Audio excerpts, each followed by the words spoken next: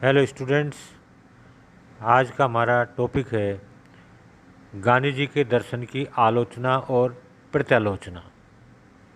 Criticism and the counter criticism of the Gandhi philosophy. यद्यपि सैद्धांतिक दृष्टिकोण से गांधी जी के दर्शन से लगभग सभी व्यक्ति सहमत हैं, किंतु व्यवहारिक दृष्टिकोण से अनेक आधारों पर गांधी जी के दर्शन को अव्यवहारिक, असंभव व अपर्याप्त कहा जाता है। गांधीवादी दर्शन की आलोचना के प्रमुख आधार निम्नलिखित हैं। नंबर 1, गांधीवाद में मौलिकता नहीं है। गांधीवाद के कुछ आलोचकों का विचार है कि गांधी जी के दर्शन में मौलिक विचारों का नितांत अभाव है। यह तो समाजवाद, अनुदारवाद, अराजकतावाद तथा साम्यवाद आदि अनेक राजनीतिक प्रभावों का समन्वय मात्र है।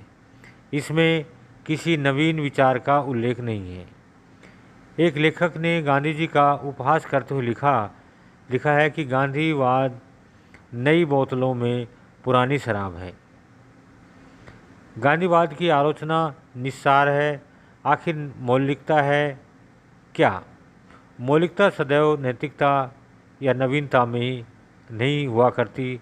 वास्तव में यदि पुरानी बात को नवीन ढंग से कहा जाए तो वह मौलिक ही है। गांधी जी के पूर्व तक यह समझा जाता था कि सत्य और अहिंसा व्यक्तिगत जीवन के ही सिद्धांत हैं। गांधी जी के इस बात का प्रतिपादन किया कि सामाजिक, आर्थिक, राजनीतिक जीवन में भी सत्य और अहिंसा का सफलतापूर्वक प्रयोग किया जा सकता है। गांधीवाद इस दृष्टि से एक मौलिक दर्शन ही है। नंबर 2, गांधीवाद एक काल्पनिक और भावात्मक दर्शन है। गांधीवाद दर्शन के विरुद्ध एक आक्षेप यह है कि गांधीवादी दर्शन वास्तविकता से बहुत दूर, निराकाल्पनिक और भावात्मक दर्शन है। वह एक ऐसे आदर्श राज्य की कल्पना करता है जो संभवतः केवल स्वर्ग में ही स्थापित हो सकता है। यह कैसे संभव है कि पुलिस और सेना अहिंसा का पालन करे? इसी प्रकार आर्थिक क्षेत्र में भी नैतिक उपायों के आधार पर सफलता प्राप्त करना असंभव, या दूसरे रूप में मान सकते हैं हम, प्राप्त करना संभव नहीं है। यदि मिल मालिक सदैव नैतिकता को निभाता रहे तो वह कभी पूंजीपति नहीं बन सकता, और यदि श्रमिक नैतिक सिद्धांतों का पालन करे या नैतिक सिद्धांतों पर चलता रहे तो वह सदैव ही अपने मालिक द्वारा शोषित होता रहेगा। जीवन में विश्वास का मूल्य अवश्य है, किंतु इस सीमा तक नहीं कि जिस सीमा तक गांधीवाद उसका प्रचार करता है। इस प्रकार गांधीवादी दर्शन वर्तमान समय के भौतिकवादी युग के नितांत प्रतिकूल है। यद्यपि वर्तमान समय में गांधीवादी दर्शन को कार्य रूप से परिणित करना संभव नहीं है, लेकिन केवल इसी बात से गांधीवादी दर्शन का महत्व कम नहीं हो जाता। इस दर्शन के द्वारा हमारे सम्मुख एक ऐसा मानवोचित आदर्श उपस्थित किया गया है जिसके पालन में ही संपूर्ण मानवता का कल्याण निहित है। नेक्स्ट है तीसरा, प्रतिरोध की गांधीवादी पद्धति उपहासजनक है। गांधीवादी दर्शन के आलोचक गांधीवादी प्रतिरोध की पद्धति का भी उपहास करते हैं। उनका विचार है कि असहयोग, सविनय अवज्ञा, भूख हड़ताल या अन्य किसी प्रकार या किसी रूप में सत्याग्रह प्रभावदायक नहीं है, और इन उपायों से पूंजीपतियों के हृदय परिवर्तन की आशा नहीं की जा सकती। शांतिमय उपायों के आधार पर पूंजीपतियों से आर्थिक सत्ता ग्रहण करना केवल स्वप्न है, और सने सने ही पद्धति पूंजीपतियों को और भी सबल बना देती है। वास्तविकता यह है कि केवल हिंसात्मक आधार पर ही पूंजीपति वर्ग की आर्थिक सत्ता को समाप्त किया जा सकता है, परंतु साम्यवादियों और इस श्रेणी के अन्य व्यक्तियों द्वारा की गई आलोचना उचित नहीं जान पड़ती। भारत के स्वाधीनता संग्राम ने इस बात को स्पष्ट कर दिया कि अहिंसात्मक साधनों द्वारा क्रूर से क्रूर शत्रु पर भी विजय प्राप्त की जा सकती है। अहिंसा में तो केवल आत्मबल निहित होता है जो असंभव को भी संभव कर सकता है। इसके अतिरिक्त शांतिपूर्ण ढंग के लिए किए गए परिवर्तन को तो स्थायी सिद्ध हो सकते हैं। नेक्स्ट है, गांधीवादी दर्शन पूंजीपतियों का सहायक है। व्यवहारिकता के आधार पर तो गांधीवादी दर्शन की आलोचना की ही जाती है। साम्यवादी विचारक तो गांधी जी के दर्शन के मूल उद्देश्य पर भी शंका करते हैं। श्रमिकों और पूंजीपतियों में वर्ग सहयोग, उद्योगों के राष्ट्रीयकरण को आवश्यक न समझने और पूंजीपतियों की संपत्ति के संबंध में प्रन्यास सिद्धांत का प्रतिपादन करने के कारण साम्यवादी विचारक गांधीवादी दर्शन को पूंजीपतियों का अभिन्न मित्र कहते हैं। उनका विचार है कि प्रन्यास सिद्धांत पूंजीपति को स्थायी बनाए रखने के उपाय के अतिरिक्त और कुछ नहीं है। किंतु गांधीवाद की नैतिक ईमानदारी पर संदेह करना उनके साथ अन्याय करना है। गांधी जी को अहिंसात्मक साधनों के आधार पर मानव हृदय परिवर्तन की क्षमता में अद्भुत विश्वास और अपने इसी आध्यात्मिक विश्वास के कारण दरिद्र नारायण के सच्चे साथी के नाते उन्होंने प्रन्यास सिद्धांत का प्रतिपादन किया।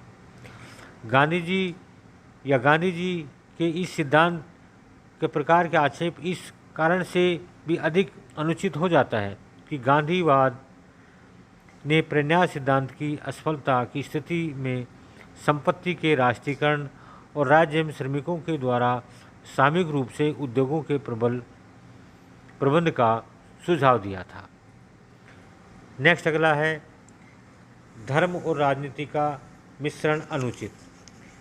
गांधीवाद के सिद्धांत या गांधीवाद के विरुद्ध एक आक्षेप यह है कि गांधीवाद धर्म और राजनीति को एक ही समझने की भूल करता है। आलोचकों के अनुसार धर्म राजनीति को भ्रष्ट करता है और इतिहास इस बात का साक्षी है कि राजनीतिक, आर्थिक और सामाजिक जीवन में धर्म के प्रवेश ने मानव प्रगति को अवरोध किया है। धर्म ने भाग्यवाद का पाठ पढ़ाकर गरीब को गरीबी में ही संतोष करना सिखाया और राजकीय सत्ता को दैवी रूप प्रदान करके जनता में दास भावना का प्रचार किया है। इन आलोचकों के द्वारा गांधीवादी दर्शन को समझने का प्रयास नहीं किया गया। महात्मा गांधी ने धर्म को परंपरागत रूप में नहीं बल्कि व्यावसायिक और मानवतावादी रूप में ग्रहण किया है और उनका आज से केवल यह है कि आर्थिक, सामाजिक, राजनीतिक जीवन में भी नैतिक मान्यताओं को अनिवार्यतः लागू किया जाना चाहिए। न केवल आदर्श बल्कि व्यवहार की दृष्टि से भी यह गांधीवादी विचार नितांत सत्य है। नेक्स्ट अगला पॉइंट है, गांधीवादी जनमत का सिद्धांत स्पष्ट नहीं है। गांधीवादी बहुमत को सदैव जनमत नहीं मानते और उनका मत है कि एक व्यक्ति के विचार को भी जनमत कहा जा सकता है यदि उसका उद्देश्य सार्वजनिक हित हो। आलोचकों का कहना है कि सार्वजनिक हित की परिभाषा कर सकना कठिन है और इस संबंध में रूसों की सामान्य इच्छा के विरुद्ध जो तर्क दिए जाते हैं वही तर्क गांधीवादी जनमत के विरुद्ध भी प्रस्तुत किए जा सकते हैं। व्यवहार में यदि जनमत बहुसंख्यक जनता का मत नहीं है तो वह कुछ भी नहीं है। गांधीवादी जनमत का सिद्धांत एक आदर्शवादी धारणा है और इस रूप में उसका महत्व है। व्यवहार में गांधीवादी या गांधी जी स्वयं यह कहते हैं कि अल्पसंख्यकों को बहुसंख्यक के तर्कयुक्त मत के सम्मुख झुक जाना चाहिए। नेक्स्ट, गांधीवादी दर्शन विरोधाभासों से पूर्ण है। गांधीवादी विचारधारा में अनेक विरोधाभास पाए जाते हैं। गांधीवाद समाजवादी दर्शन की भांति इस बात में विश्वास करता है कि प्रत्येक व्यक्ति को कम से कम दैनिक जीवन की आवश्यकताओं से संबंधित वस्तुएं प्राप्त होनी चाहिए, परंतु इस लक्ष्य को प्राप्त करने के सर्वाधिक व्यवहारिक साधन राष्ट्रीयकरण का विरोध करता है। गांधीवाद पूंजीवाद की निंदा तो करता है किंतु वह इसे समाप्त करने के लिए किसी उपाय का सुझाव नहीं देता। इसी प्रकार ये कहा जाता है कि गांधीवादी विचारधारा राज्य को अनावश्यक बुराई भी बतलाता है और इसे बनाए रखने के पक्ष में भी है। उपरोक्त आलोचनाओं का जवाब स्वयं गांधी जी के शब्दों में दिया जा सकता है कि लोग कहते हैं कि मेरे विचार बदल गए हैं और मैं वर्षों पूर्व कही गई बातों से भिन्न बातें करता हूँ। सच्ची बात यह है कि परिस्थितियाँ बदल गई है, मैं तो वही हूँ, मेरे शब्द और कार्य परिस्थितियों के अनुसार ही होते हैं। जिस वातावरण में मैं रह रहा हूँ उसका विकास होता रहा है और सत्याग्रही होने के कारण उसकी प्रतिक्रिया भी मेरे ऊपर होती रहती है। इसे ही गांधी जी की बौद्धिक ईमानदारी भी कहा जा सकता है।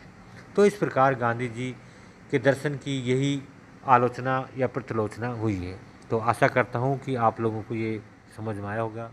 धन्यवाद।